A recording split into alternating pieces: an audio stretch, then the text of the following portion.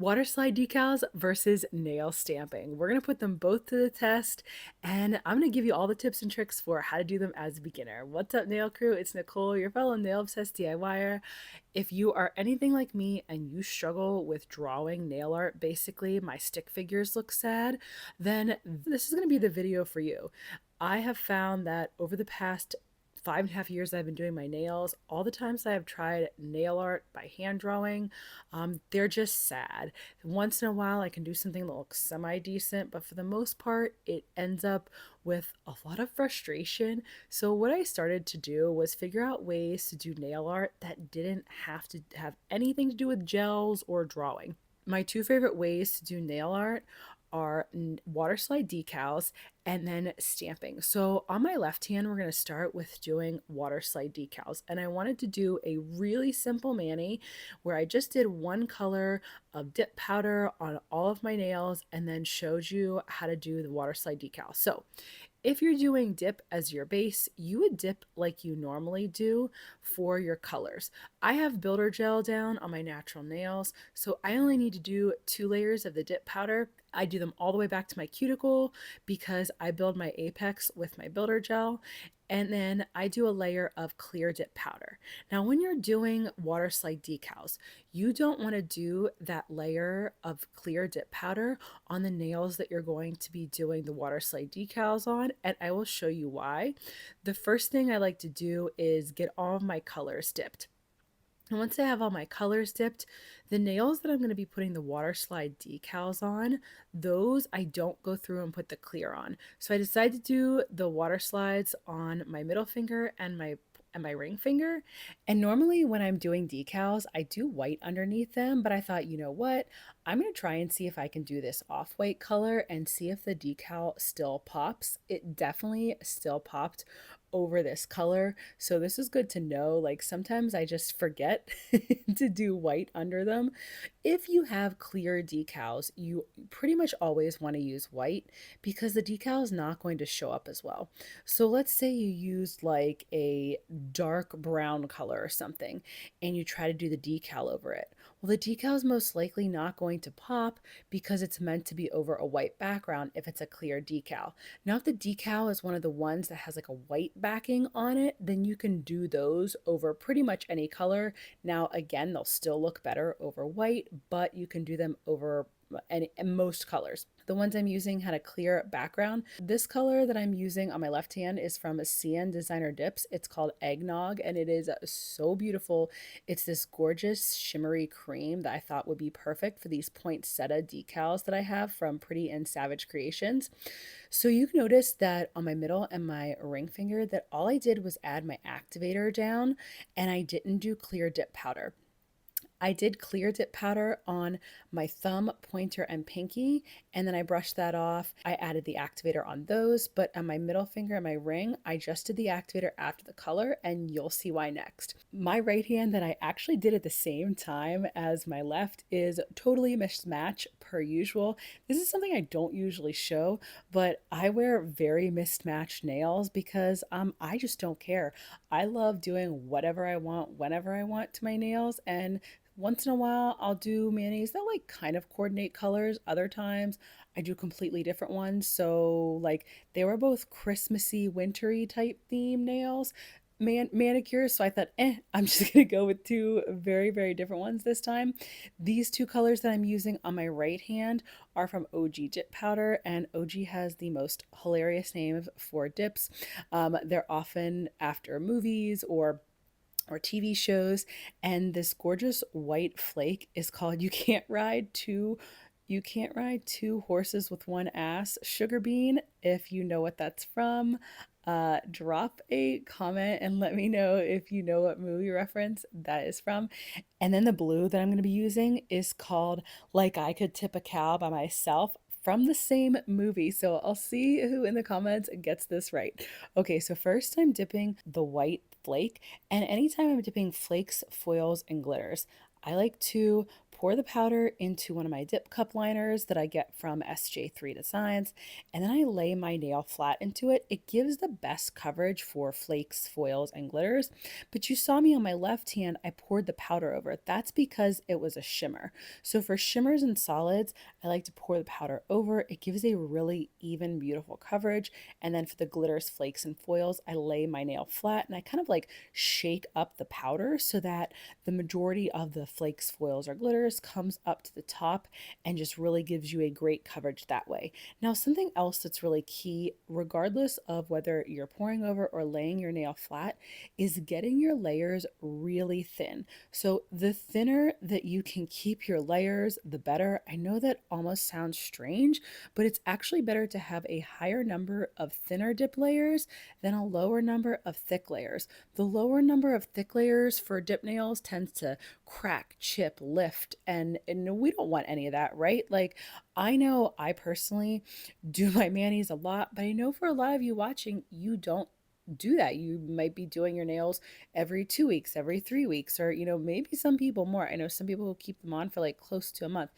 So anytime I give you tips about like how to apply your nails, I try to do them as if I'm wearing them long term, because there are some times where I actually will wear my nails for a couple weeks on vacation. One thing that I did do like to do when I'm doing any kind of like lighter or darker colors, or like with the white and the blue, I went through and did my clear first before I started on my blue. So I did the clear dip powder and I activated those nails before I went and dipped the blue, just because I didn't want to get any of the blue and the blue flakes in with my white, with the white flakes. I do that pretty much like anytime I'm using either light or dark colors, or like I'll dip through my clear and activate after my solids and shimmers before I'm using a glitter. Because if you haven't seen any of my videos, I am a really messy dipper.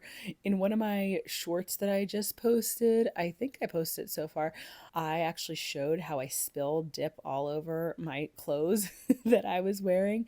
I literally, what I do after I do my nails, I call it dip and strip. I have a hamper in my nail room that I literally throw all of my clothes in, because they are always covered in some kind of nail glitter, dust, something. And I dip and then I strip. So I strip down so that I don't bring any of my nail dust or anything all through my house. So dipped my, anyways, just a side bit about how messy I am and what a goofball I am when I do my nails. Dipped all my colors on my right hand, and you'll notice that when I did my right hand, I dipped all the way through clear, and that's different than for stamping than when you're doing decals, because when you're doing decals, you don't want to dip your clear until after you apply the decal, versus stamping, you want to dip through your clear, activate it, and then with both of them you buff and file them smooth. I like to buff them really smooth with some kind of like buffing block or a flexible hand file. And then I go in and I wipe with isopropyl alcohol. I do any like cuticle cleanup that I need to get my nice crisp cuticle lines with an e-file or a hand file. And then I can go in and do my nail art. So I'm going to start out first with doing the Waterslide decals on my left hand. When you're doing Waterslide decals, you're going to need some supplies. So you need some kind of little scissors to cut out the decals, and then you need a small bowl. I use this decal dish. I like the smaller version from SJ3 Designs.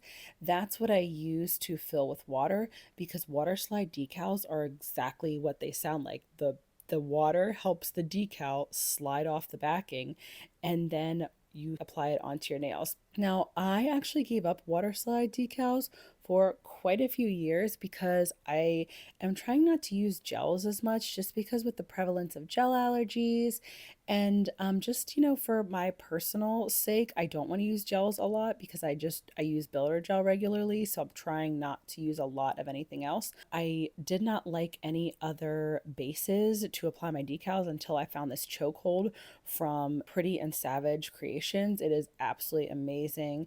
It's an air dry product that you give like maybe 3 to 4 minutes to dry and it still stays tacky, and then you apply your water slide. So one of the things that I also like to have for applying water slide decals is I like to have tweezers, and the nail tweezers allow me to quickly pull the decal in and out of the water. You only want to have them in the water for fully submerged for about 15 to 20 seconds, and when you pull it out, the backing should easily be able to slide off. And then I decided to show how to apply it with a stamper, because if you're a beginner, it's hard to place your decals. I notice like using a clear stamper to apply your decal on, it really helps you to place it exactly where you want it, and you can squish it down. So then what you want to do is you want to clip off any of the excess decal, clip that off like around your nail. And then I like to use a silicone nail art tool and really push that decal down onto my nail. So this was something that I struggled with when I used anything other than gels until I found this Pretty and Savage chokehold base, was that the base would dry too fast, right? Like gels leave that tacky dispersion layer so you have time to smooth everything out. Well, most of the other bases that I tried, like dip liquids and some other brands like base liquids, it just dried too fast and I couldn't get my decals smooth enough. Whereas this chokehold stays a little bit tacky so that you can really press it down nicely. I wanted to find a way to not use acetone to clean up the sides of my decal. I am actually allergic to acetone. It makes my skin break out in like these little itchy bumps. So I haven't used acetone in years now. So that being said, what I started doing was I started using one of these pointy glass cuticle pushers to clean up the nail decal. And let me tell you, if you don't want to use acetone to melt the sides of your decal, the glass cuticle pusher, the pointy side, is clutch. Like that comes in clutch because it's like a nail file too.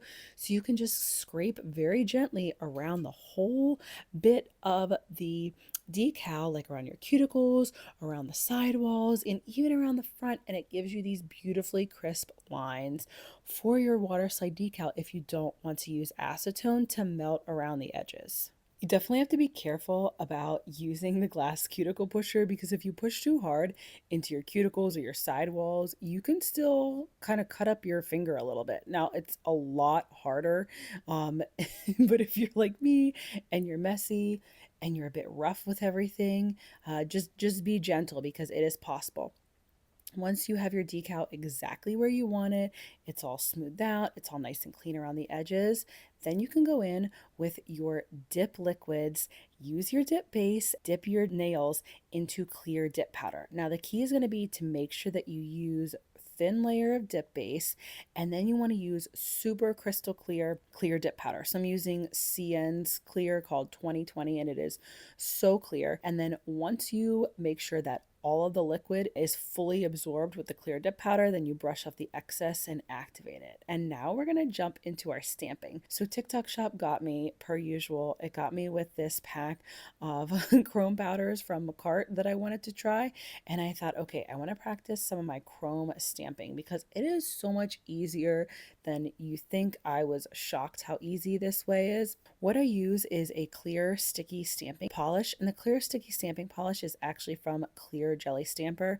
Theirs works phenomenally to do the chroming with. And then you just take an eyeshadow applicator. Once you put the stamp down on your nails, it's clear because you're using this clear sticky stamping polish.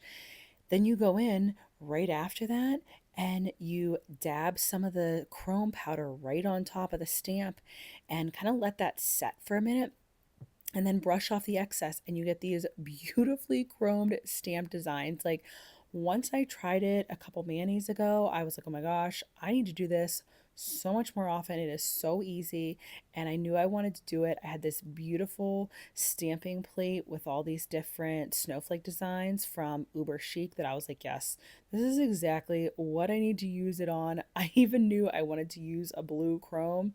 So when I saw this blue chrome in a pack on TikTok Shop from a cart, I was like, yep, done, sold. Everything that I use in this video is going to be linked in the description. Everything I always use in videos, I link in descriptions. I often forget to say it because I am super forgetful, but I'm trying really hard to say the products that I'm using and say that it's in my description, just that whenever you guys are looking for something, you know exactly where you can go to find it. One thing to note when you're doing chrome stamping is that you want to be super gentle when you're pressing the chrome into the stamp. So you like barely gently dab it in. Now let's talk about some tips and tricks for just general stamping. I had some comments on one of my reels that I posted. I post them into Facebook groups too.